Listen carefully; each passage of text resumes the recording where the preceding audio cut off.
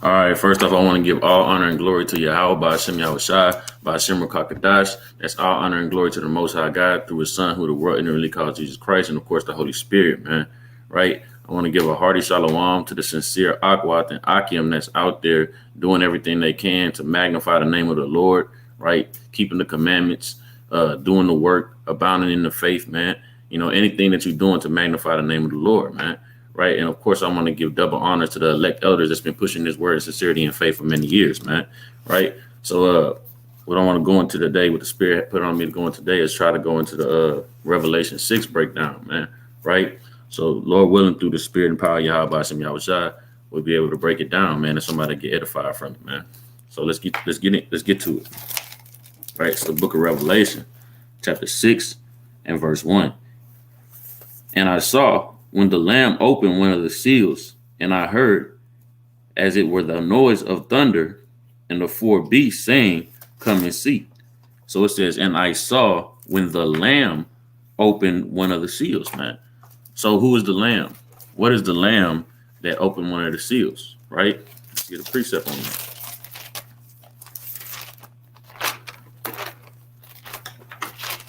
It's the book of St. John, chapter 1, right? And verse 29.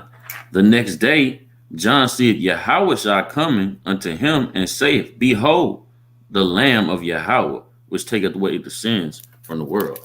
So that Lamb is Yahushua. So that's who's opening the seals, right? He's the only man that can open the seals, the only person that can, right? And let's prove that. Let's go to Revelation chapter 5. It's the book of Revelation, chapter 5 and verse 1. And I saw in the right hand of him that sat on the throne a book written within, and on the backside sealed with 7 seals, right? And I saw a strong angel proclaiming with a loud voice, Who is worthy to open the book and loose the seals thereof? And no man in heaven, nor in earth, neither under the earth was able to open the book, neither look therein. And I wept much, because no man found worthy to open and to read the book, neither to look therein. And one of the elders said unto me, Weep not, behold, the Lion of the tribe of Judah, the Root of David, hath prevailed to open the book and loose the seals thereof. Who's the Root of David? Right? Get a precept. It's the book of Revelation, chapter 22 and verse 16. I, Yahushua, have sent mine angel to testify unto you these things in the churches. I am the root and the offspring of David, and the bright and the morning star. So the root of David is Yahushua. He's the only man that can open these seals, the only one that can open the books, right? So he's opening the seals in these last days. Well, he's already been opening the seals. He's going to continue to open them, right? So let's go back to Revelation chapter 6, right? And I saw when the Lamb opened one of the seals, and I heard, as it were the noise of thunder, one of 4 beasts saying, Come and see. And I saw, and behold, a white horse, and he that sat on him had a bow, and a crown was given unto him, and he went forth conquering unto conquer. Right? So it said he saw a man sitting on a white horse, man. Well, that white horse represents purity, right? And the man that's on that white horse is Yahushua, right? Let's go to the book of Revelation, chapter 14. It's the book of Revelation, chapter 14 and verse 14. And I looked, and behold, a white cloud, and upon the cloud one sat like unto the Son of Man, having on his head a golden crown, and in his hand a sharp sickle. Right? So that same man that's sitting on a white cloud, the white horse, because it's all representation for the chariots, right? And it's also representation for purity, man. Right? It's the same man. He has the same golden crown on his head, man, which is Yahushua. So in this first seal, it's Yahushua on the chariot, right? In his purity, man, right? Because he's what? He's the lamb without spot or blemish, right? Let's get another precept on purity, man. Let's go to the book of Lamentation, right? To the book of Lamentation, chapter 4.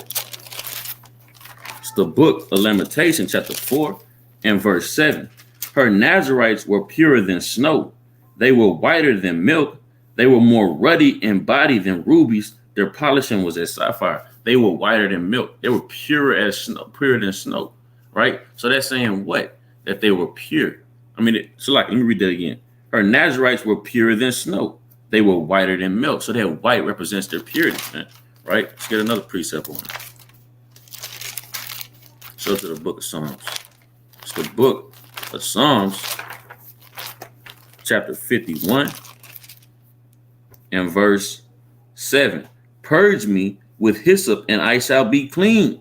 Wash me and I shall be whiter than snow, right? So that white represents purity, man. Represents being clean, right? Let's get another one.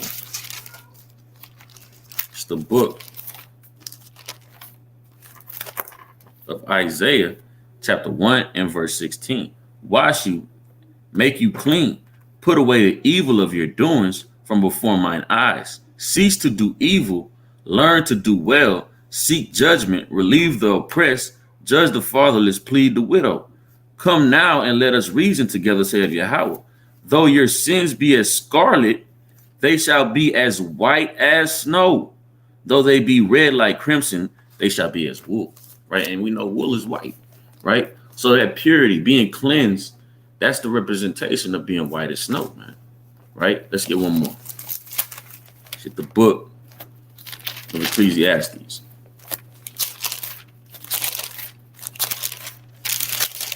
It's the book of Ecclesiastes, chapter 9 and verse 8. Let thy garments be always white, and let thy head lack no ointment, right?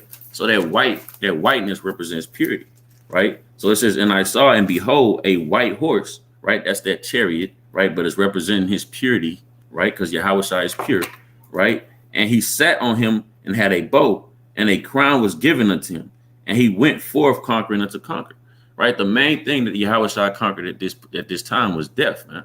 And why? How is that? Right? Because what he died and was risen again. So he conquered death, right? Reading on. And when he had opened the second seal, I heard the second beast say, come and see. And there went out another horse that was red. So now it's talking about a red horse, man. Well, there's only one man in the Bible that's referred to as the red man. It's only one. Anytime you see the red man, it's dealing with one particular man, man. That's dealing with Esau, man. Right? Red. Let's get the book of Genesis. It's the book of Genesis.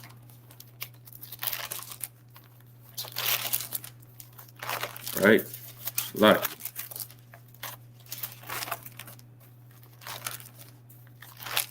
the book of Genesis, chapter 25.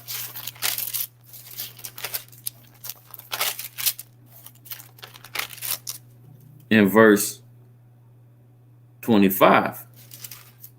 And the first came out red all over like a hairy garment, and they called his name Esau, right? So Esau, the so-called white man, he's that red man, that red dragon, that red horse.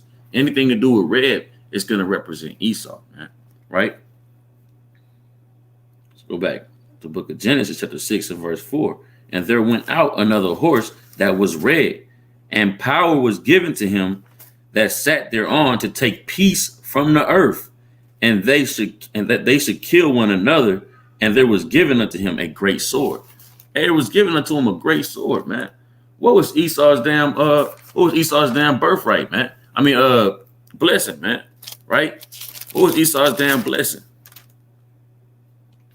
It's the book of Genesis, chapter 27 and verse 39. And Isaac his father answered and said unto him, behold, thy dwelling shall be the fatness of the earth and of the dew of heaven from above.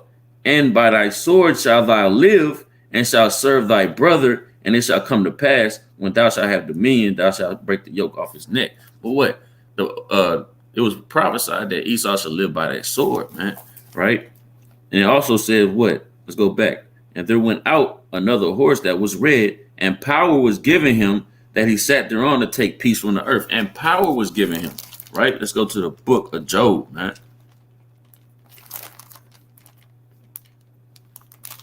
It's the book of Job, It's the classic, man.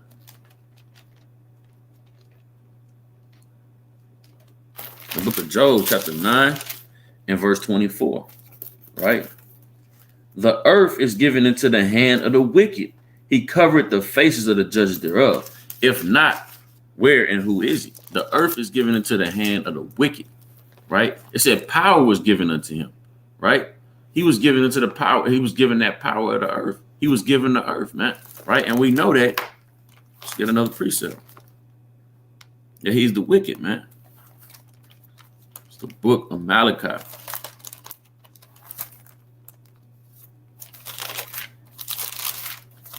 Right? It's the book of Malachi, chapter 1 and verse 3. And I hated Esau and laid his mountains and heritage waste for the dragons of the wilderness, wherein Edom saith, we are impoverished, but we shall return and build the desolate places. Thus saith Yahweh of hosts, they shall build, but I will throw down. And I shall call them the border of wickedness, and the people against whom the Lord have indignation forever. And Job said that what? The earth was given into the hand of the wicked. And Malachi is telling you now that Esau, Edom, is the border of wickedness, man, right? And in the book of Revelation, it's saying what? Power was given him, right? And it said a great sword. We've established that Esau was given that sword, right? We've established that Esau is the damn so-called red man, right? We can get another precept on Esau being a damn red man, matter of fact. Revelation chapter 12 and verse 3.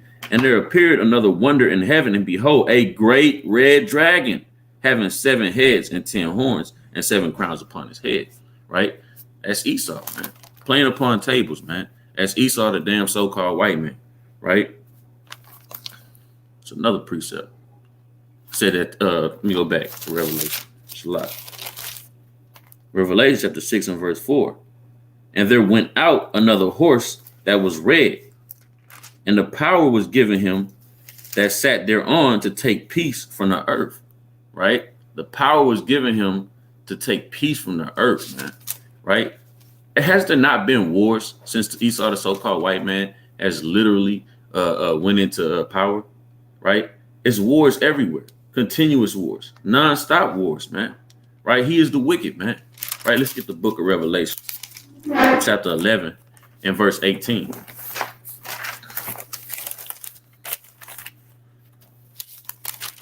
The book of Revelation, chapter 11 and 18.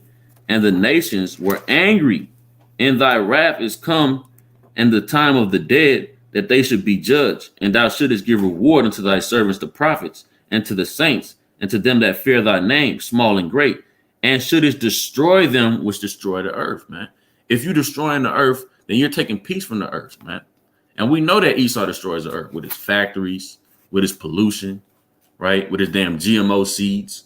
Right, everything that Esau does, man, is contrary to what the what gives peace to the earth. And he's supposed to, the earth is supposed to get, the land is supposed to get a Sabbath every 7 years, man. Right? If you're not giving that the earth that Sabbath, man, then you're taking peace from it. You're taking peace by what? Fighting each other, continuous wars, man. What? And is that not what Esau perpetuates? Continuous wars, day in, day out, week in and week out, right? Always putting his feet where it don't belong, right? Being the big bully, right? Let's get another precept. Let's go to the book of Isaiah.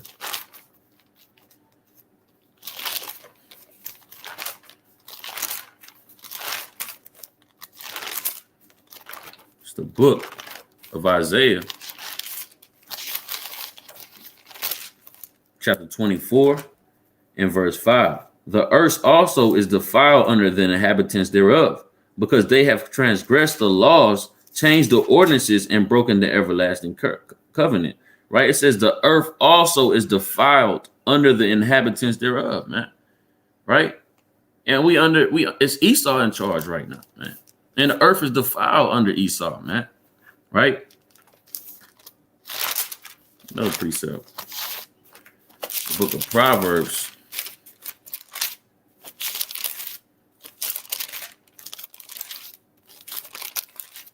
chapter 29, right? And verse 8. Scornful men bring a city into a snare, but wise men turn away wrath, right? Scornful men bring a city into a snare. And who's more scornful than a so-called white man? Right? See, he take away peace from the earth in every way that he can, man. In every way he can. Right? Let's get one more. The book of Proverbs, chapter 28 and verse 8. He that buy usury and unjust gain increases his substance. He shall gather it for him that will pity the poor. He that turneth this, Salaki, is that what I wanted? He that buy usury and unjust gain increase his substance. Come, he shall gather it for him that will pity the poor. Right? And who literally has more unjust gain than the so-called white man? Right? Nobody. Let's get one more. It's the book of Sirach.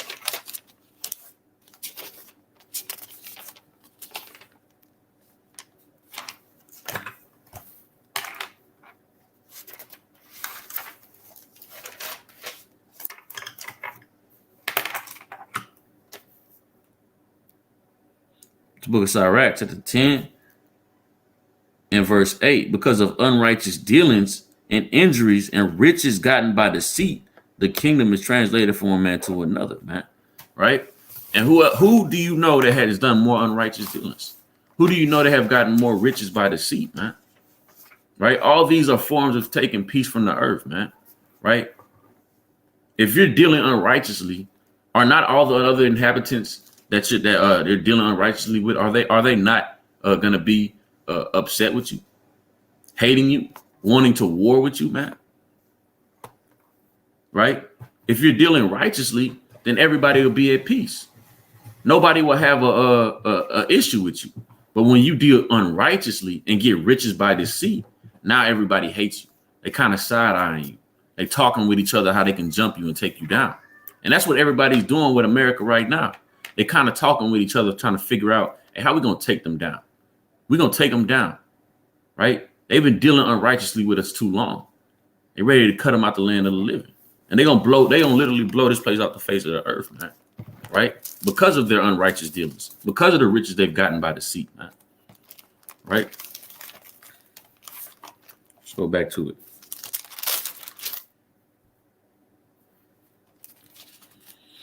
It's the book of Revelation, chapter 6, and I'm going to go back to 3. And when he had opened the second seal, I heard the second beast say, come and see. And there went out another horse that was red, Esau, the so-called white man, and power was given him that sat thereon to take peace of the earth, and that they should kill one another, right? Do they not kill one another, right? Does the Esau, the so-called white man, the Americans, damn kill the Britons? The damn Americans kill the damn Spaniards. The damn Americans kill the damn French, right? You see that? They kill one another, man. And there was given unto him a great sword. And when he had opened the third seal, I heard the third beast say, come and see. And I beheld, lo, a black horse. And he that sat on him had a pair of balances in his hand. Right? Let me share my screen. Right? That black horse represents the spirits that was put on Esau and these nations to put us into captivity, man. Right? Let me share my screen.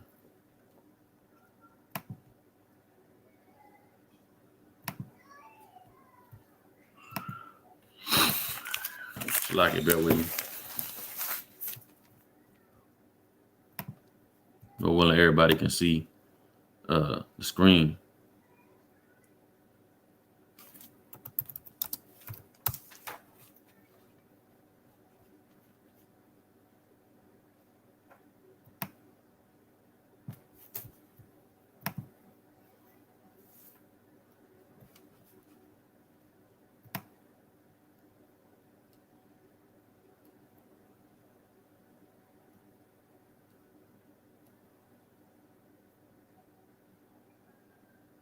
Right.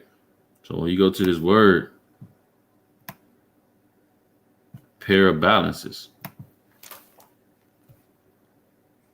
Let's play it. Strong's G 2218, Zugos. Zugos. And the word is what? A yoke, man. Right? A metav, using any burden or bondage as of that of slavery, man. Right? So it's going into literally us going into captivity, man.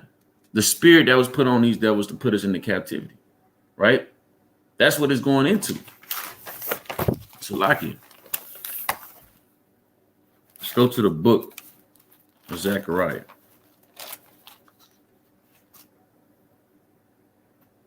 Let's go to the book of Zechariah.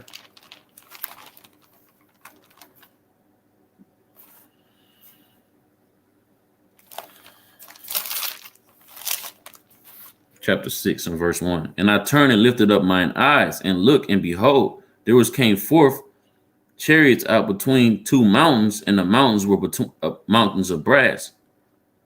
Right?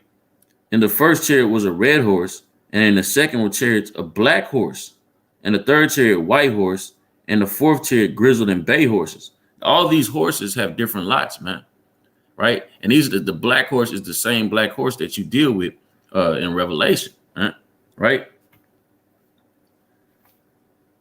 Then I answered and said unto the angel that talked with me, what are these, my Lord? And the angel answered and said unto me, these are the four spirits. So these horses are spirits, right? Of heaven, which go forth standing before Yahweh and all of the earth. The black horses which therein go forth into the north country, and the white go forth after them, and the grizzle go forth toward the south country, right? So it said what? The black go into the north country. And what is that north country? Where is that north country? Right? That north country is Babylon, right? Let's get the book of Zechariah, chapter 2, in verse 6. Ho, ho, come forth and flee from the land of the north, saith Yahweh, for I have spread you abroad as the four winds of heaven, saith the Lord. Deliver thyself, O Zion, that dwellest in the daughter of Babylon, man.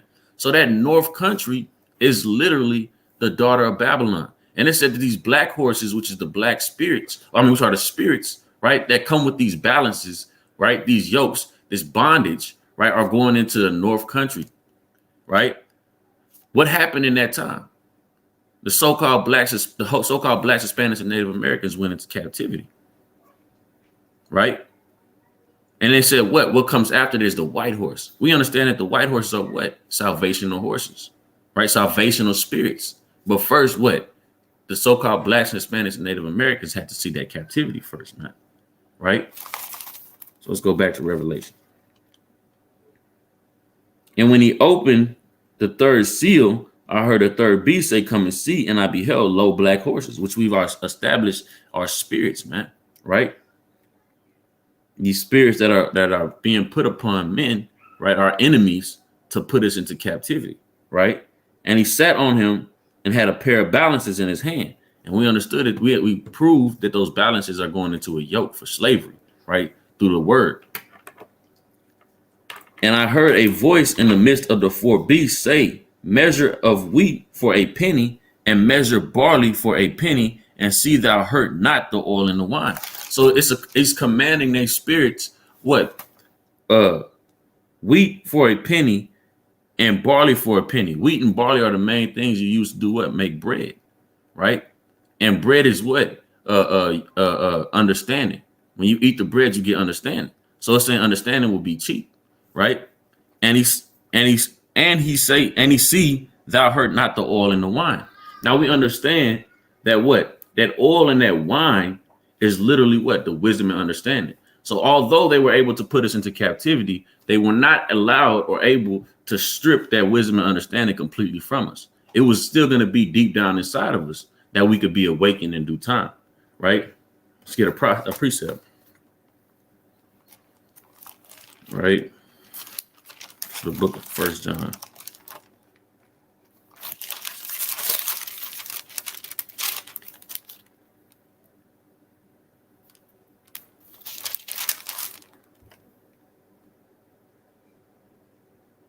It's the book of First John, chapter 2, and verse 27. But the anointing which ye have received of abideth in you, and ye not that any may teach you. But as the same anointing teacheth you all things, and in truth, as in no lie. And even as it hath taught you, ye shall abide in him. Right? So that anointing is in you, man. It was something that they could not take away from us. It just had to be woken up in us, man. The Lord had to send the Spirit to wake up in us, but they couldn't rob us completely of that anointing, rob us completely of that understanding, right? And we understand that what oil is likened unto understanding, man, likened unto wisdom. Same with wine is likened unto wisdom. Let's get a precept on wine, man. Go to the book of Proverbs.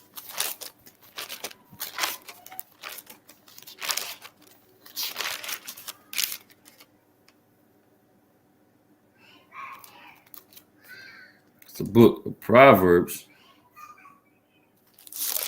chapter 31.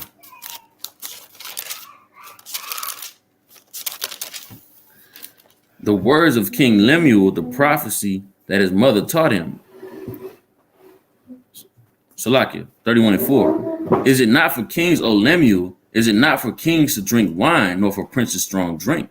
Right? That wine that it's speaking on, man, is talking about actual doctrines, man, and wisdom, right? It's not for you to drink the wine of Babylon. It's not for you to drink the wine of the other nations, right? It's not for you to do. It's for you to keep your understanding sincere, man, right? For you to keep your eyes single-minded, man, right? Let's get another precept.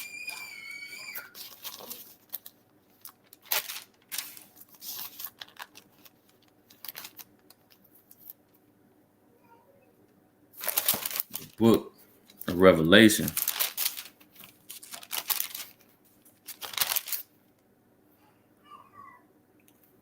chapter 18 and verse 3. For all nations have drunk of the wine of the wrath of her fornication, and the kings have committed fornication with her, and the merchants of the earth are waxed rich throughout the abundance of the delicacies. Right? Drink the wine of her fornication. Right? Can you really drink wine of fornication? La. Right? You would have to literally be drinking of their understanding, drinking of the wisdom of Babylon, with the fornication of idolatry, witchcraft, right? Homosexuality, right? All manner of wickedness, man, right? So that wine represents wisdom, understanding, doctrine, right? So on and so forth. Let's go back to it.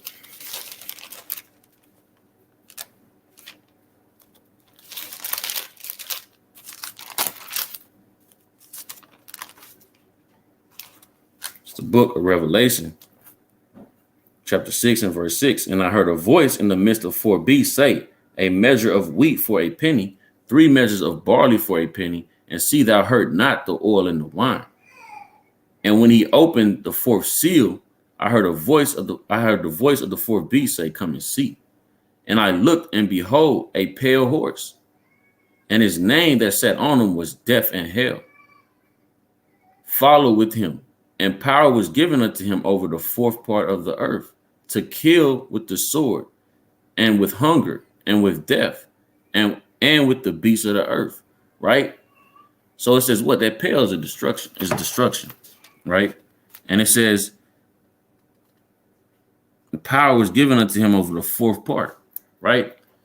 It's not talking about an actual 4th, right? That 4th represents completion or many, right? Go to the book of Proverbs, chapter 30 and verse 15. The horselack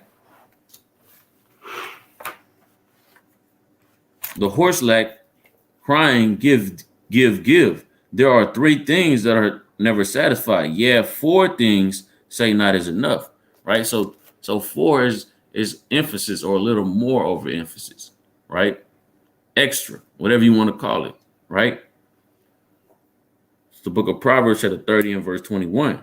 For 3 things the earth is disquieted, and for 4 which I cannot bear, right? So the number 4 is over. It's many, right? Let's get another precept. So the book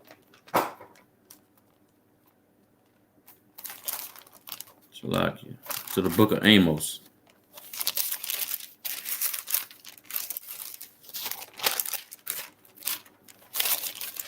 The book of Amos, chapter 1, right?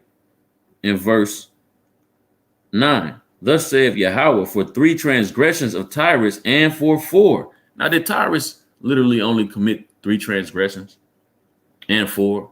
No, they committed many, right? So that 4 represents many. All, right? See another one. It's the book of Amos, chapter 2 and verse 6. Thus saith Yahweh, for 3 transgressions of Israel and for 4. Now we know Israel. We know Israel done went off way more than 4 times, right? That's what it's going into. It's letting you know, hey, it's more. It's over, right? It's over. So the number 4 means over, right? So when it says in the book of Revelation, chapter 6 and verse 8, and I look and behold a pale horse, a destruction horse, and his name that sat on him was Death, and hell followed with him, and power was given him over the 4th part of the earth. It's talking about the whole, pretty much the whole earth, man, right? To kill with the sword, with hunger, with death, and with the beasts of the earth, man, right? That's the time we in now, right? Where you have what? COVID, right? You had damn smallpox. You had damn HIV, Ebola, right? Earthquakes, right? Volcanoes of death, man. Food shortages, all these different ways of death that's being perpetuated on the earth, right? This angel is running rampant right now, and he's ramping it up. That's why you're seeing more tsunamis now, more volcanoes now, right? More earthquakes now, more hurricanes now, more floods, right? All these different things, man. All these different ways and instruments of death that's being perpetuated on the earth, right? By this spirit, man. Right? Damn wildfires, man. Right? Damn Texas had a damn freeze last year in February, man. Or this year in February, right? That killed people. Right? Let's get a precept. It's the book Sirach,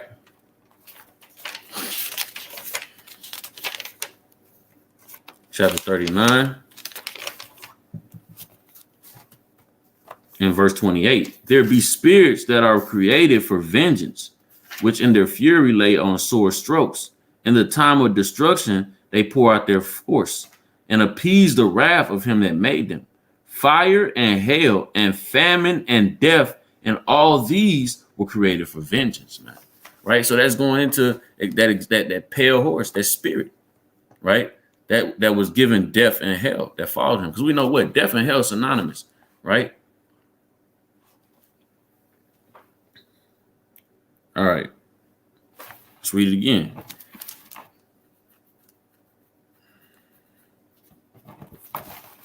Book of Revelation, chapter 6 and verse 8. And I looked, and behold, a pale horse, and his name that sat on him was Death, and hell that followed him, and power was given unto him over the 4th part of the earth, to kill with the sword, and with hunger, and with death, and with beasts of the earth. And when he had opened the 5th seal, I saw under the altar the souls of them that were slain for the word of Yahweh and for the testimony which they held, man. Right? So this is going into what? Jacob's trouble, right? Where a lot of people that have the testimony of Yahweh Shai, which is what? What is the testimony? Right? It's the book of Revelation, chapter 19 and verse 10. And I fell at the feet to worship him. And he said unto me, see thou do it not. Thy fellow servant and of thy brethren that have the testimony of Yahweh Shai worship Yahweh, for the testimony of Yahweh Shai is the spirit of prophecy, man. Right? So they were slain for prophesying. They were slain for speaking the words of Yahweh Bashem Yahweh Shai. Right? That's another precept. It's the book of Jeremiah,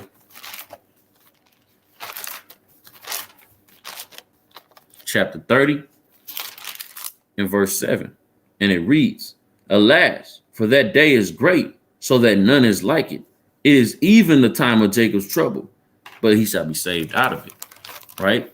So Jacob's trouble is that time of in that seal, in that fifth seal. Right. Let's get another precept. It's the book of Daniel.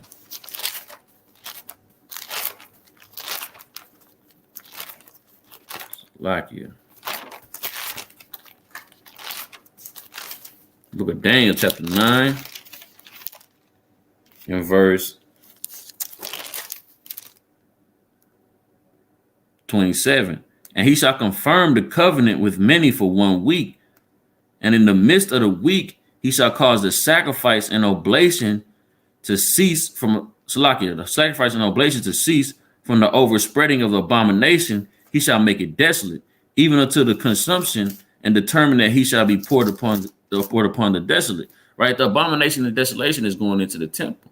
Right? This is going into the third temple. And it's saying that he should make the sacrifice to cease, right, in the midst of the week, that 3.5 days, right? We understand that the third temple is who, right? Let's get the precept to prove it. The book of 1 Corinthians, chapter 3, and verse 16.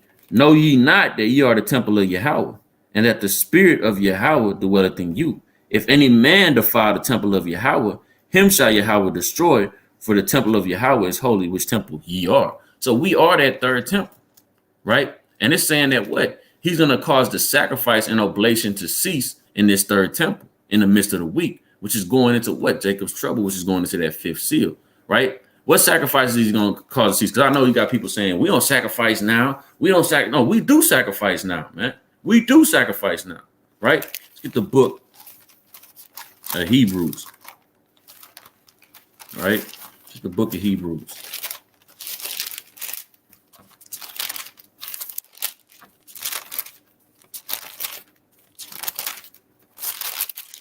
Book of Hebrews, chapter 13 and verse 15. By him, therefore, let us offer the sacrifice of praise to Yahweh continually, that the fruit of our lips giving thanks to his name, right? And we already established that what it said that they will be slain for the testimony. And we established that the testimony of Yahweh Ba'ashem Yahushua is the spirit of prophecy, man, right? And we understand through 1 Peter 4:11 that what you praise the Most High by magnifying his name, by glorifying his name and speaking his words, man, right? So now it's telling you, so now you understand that what the sacrifice they're gonna cause to cease is the speaking of the words of Yahweh Ba'ashem Yahushua, man, right? That people will be slain for the speaking of the words of Yahweh Ba'ashem Yahushua in this fifth seal, man, which is Jacob's trouble, where there will be martyrdom, man, right? Let's go to the book of Psalms.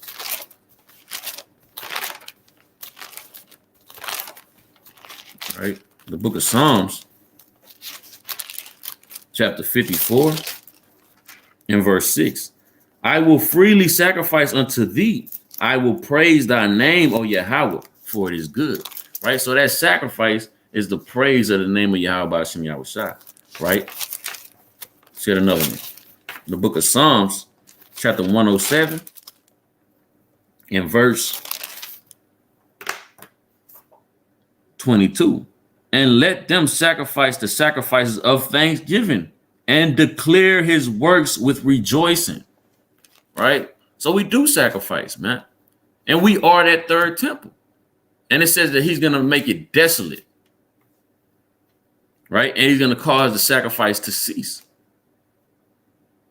So he's going to cause the cease of what? The testimony of Yahweh Ba'ashem Yahushua out the mouth of the saints. And he's going to kill many saints for not ceasing to speak the words of Yahweh Ba'ashem Yahushua. Right? That's what the fifth seal is going into. Which is who? The Israelites, man. So that would be Jacob's trouble. Because it's not talking, because the damn heathen, they're not going to have a testimony of Yahushua. The other nations, they ain't going to have a testimony of Yahushua. So they're not going to get killed for the word of Yahweh Ba'ashem Yahushua, man. Right? So it ain't the church, man. It ain't the Christians. That's not what's going on, man. It's the Israelites, man. Right? It's the Israelites. They the ones that got the testimony of Yahweh Ba'ashem Yahushua. They the ones that got the prophecy, man. Let's get a precept on that. It's the book of Romans. Right? We the ones that got the prophecy. Right? Those other nations don't know what's going on. It's the book of Romans, chapter 3 and verse 1. What advantage then had the Jew? Or what profit is there of circumcision? Much in every way, chiefly because unto them were committed the oracles of God. Right? So the oracles of Yahweh Hashem Yahushua was committed unto the Israelites, man. So we had a testimony of Yahushua, right? Does it not say in the book of Amos that I raised up your sons for prophets and for Nazarites? Roughly paraphrasing, right? It didn't say that to the other nations. So you can't have a spirit of prophecy. You can't have a testimony of Yahushua to the spirit of prophecy, right? If you're not an Israelite, man. So the people that will be slain for the testimony of Yahushua are the Israelites, man, which will make this Jacob's trouble. There ain't been a time like it. There ain't gonna be a time like it. Let's go back to the book of Revelation.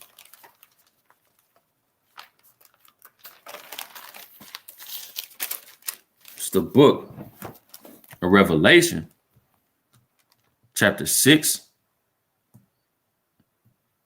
and verse 9. And when he had opened the fifth seal, I saw under the altar the souls of them which were slain for the word of Yahweh and for the testimony which they held. Right? We've established that that's the Israelites, and that the testimony is the spirit of prophecy, Yahweh, the spirit of prophecy, right? And white robes were given unto them, to every one of them, and it was said unto them that they should rest a little season until their fellow servants and also their brethren that should be killed as they were should be fulfilled, right? So what? Now that they've given a white robe, we understand that that white robe represents what? Purity, right? That these men or these men or these women were pure, and that now they're resting a little season until all be fulfilled, right? And who's giving those white robes? Is it the heathen? Is the heathen going to receive a white robe? Is that what's going on? Is the church going to receive a damn white robe? Is your pastor, the pork chop eating pastor, is he going to get a white robe? You know, is your Moabite teacher going to get a damn white robe? Huh? The damn Ethiopian man in your damn gas station in your corner store, is he going to get a white robe for selling you damn Lucy's? Damn Arab man for selling you damn blunts. Is he going to get a white robe? No. Let's get the book of 2nd Ezra. Let's see who gets the white robes.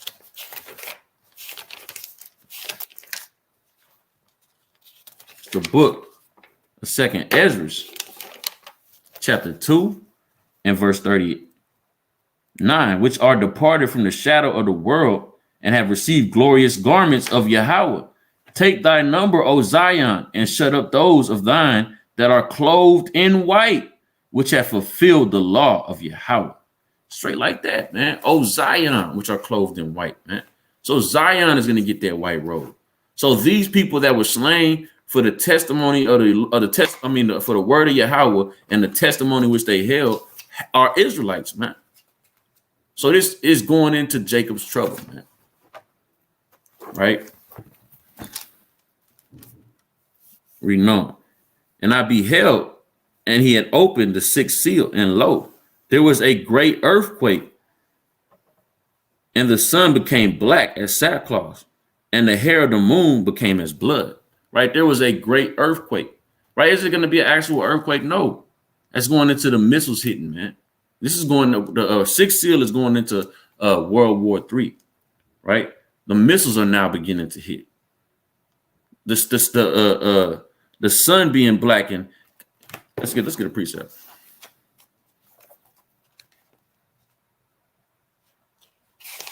Right? Let's go to the book. Go to the book of 2nd Ezra, chapter 16.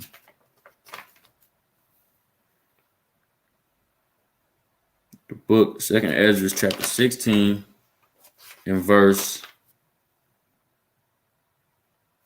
Let's start at 6. Plagues are sent unto you, and what is it? And what is he that may drive them away? Many may any man drive away a hungry lion in the wood, or may any one quench the fire in stubble when it hath begun to burn? May one turn again the arrow that is shot of a strong archer? Right? Is that talking about an actual arrow? No. It's talking about a missile, right? Reading on. He shall cast, Salaki, no, verse 9. No, Salaki, verse 8. The mighty Lord sendeth plagues, and who is he that can drive them away? A fire shall go forth from his wrath, and who is he that may quench it? He shall cast lightnings, and who shall not fear? He shall thunder, and who shall not be afraid? The Lord shall threaten, and who shall not be utterly beaten to powder as his presence? The earth quaketh, and the foundations thereof. The sea arises up with waves from the deep. The waves of it are troubled, and the fishes thereof also, before Yahweh and before the glory of his power. Right? The earth quaketh because what, man? When those missiles hit, it's gonna shake the damn earth, man. Right? The damn sea gonna kind of pop up, fly up, man. The waves gonna fly up when the missiles hit, man. Right? Reading on. For strong is his right hand that bendeth the bow. His arrows that he shot are sharp and shall not miss.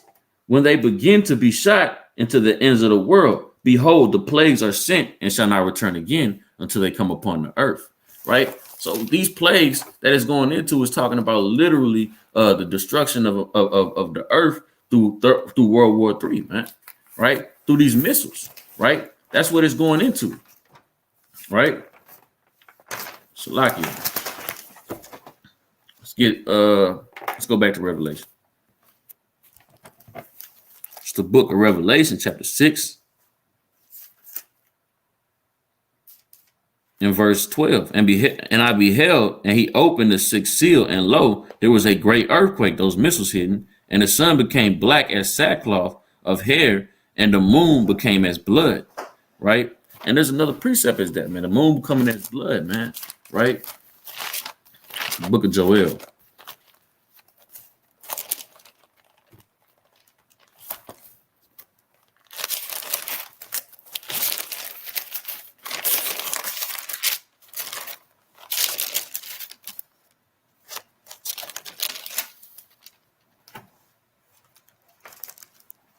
Well, so we're gonna let's get this first, because it says it should be darkness, right? As smoke. The book of Joel, chapter 2 and verse 2. A day of darkness and gloomy. Well, let's start at blow ye a trumpet in Zion and sound alarm in the holy mountain. Let all the inhabitants of the land tremble, for the day of the Lord cometh, for it is nigh at hand. A day of darkness and gloominess, a day of clouds and thick darkness. As the morning spread and the mountains a great people and strong, there have not ever Salaki have not been ever like, neither shall be any more thereafter the years of the generations, man. Right? So it's going to be darkness, a great darkness, man. Right? Then what? Salaki, notes here.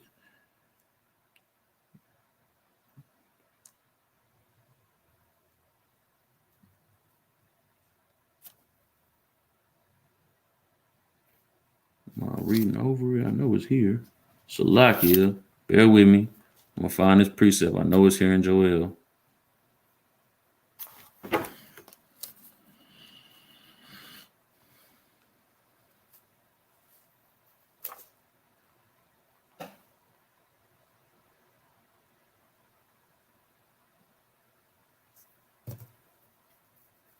Come to the book of Joel, chapter 2. In verse 31, the sun shall be turned into darkness and the moon into blood before the great and terrible day of the Lord, man. So the moon shall be turned into blood, right? Let's go back to Revelation.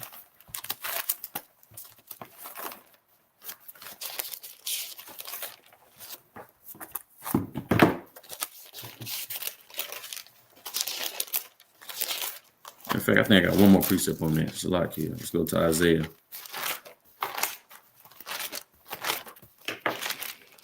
the book of Isaiah.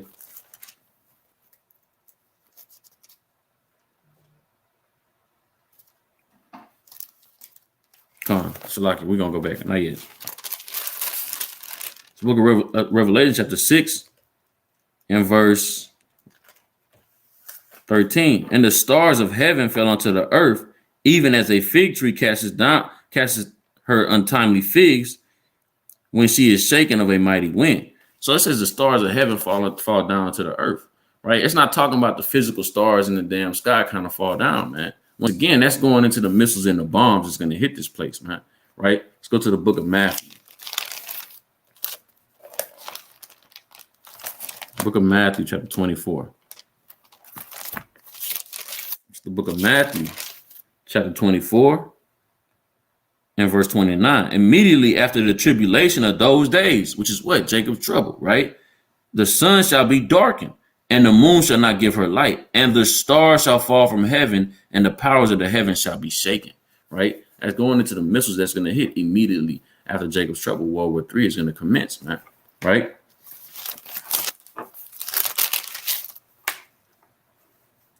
It's the book of Revelation, chapter 8 and verse 11. And the name of the star is called Wormwood.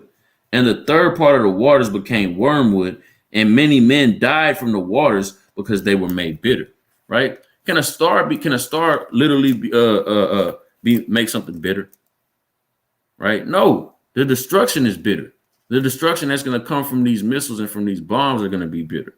So those stars that are falling from heaven are literally bombs and missiles, man. Right? Let's go back. Verse 14. And the heaven departed as a scroll when it is rolled together, and every mountain and island were moved out of her places. Right? What's going to move the mountains and islands out of their places? Missiles. Right? And that scroll, when the heavens depart as a scroll, is going into a mushroom cloud. Right? When a missile when a missile hits a place and it explodes, a mushroom cloud is formed in the damn sky, man. And it looks like a scroll. So that's what it's going into. That's what he's seeing. Right? He's seeing the clouds turning into a scroll because it's a mushroom cloud from the destruction, from the missiles that have hit. Right? And the kings of the earth and the great men and the rich men and the chief captains and the mighty men and every bondman and the free men hid themselves in the dens and in the rocks of the mountains. That's going into these rich people, hiding themselves in these underground bunkers, right? Thinking they're going to be able to hide from the Lord, right? Thinking they're going to be able to hide from the destruction. But you're not going to be able to hide from the destruction in that day, right? There is nowhere you're going to be able to go.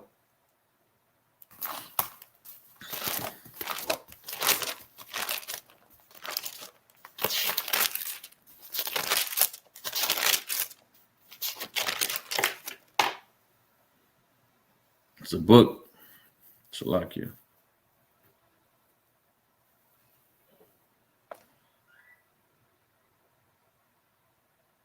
Book of Isaiah to the 2 and verse 19. And they shall go into the holes of the rocks and in the caves of the earth for fear of Yahweh, for the glory of his majesty when he arises and shake terribly the earth, man. Right? So they don't go into their little hiding place, their bunkers, right? Trying to hide themselves from Yahweh Ba'ashem Yahushua. Right? But it's not going to work, man. It's not going to work.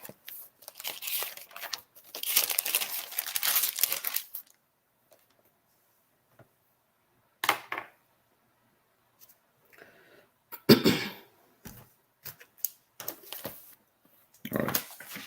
Let's go back. And the kings of Revelation 6 and 15, and the kings of the earth and the great men and the rich men and the chief captains and the mighty men and every bondman and every free man hid themselves in the dens of the rocks of the mountains, and said to the mountains and the rocks, fall on us and hide us from the face of him that sitteth on the throne and from the wrath of the Lamb. For the great day of his wrath is come, and who shall be able to stand? Right? So straight like that, man. So with that, Lord willing, somebody was edified or will be edified in the coming days. All praise to Yahweh Ba'ashem Yahushua. Shalom.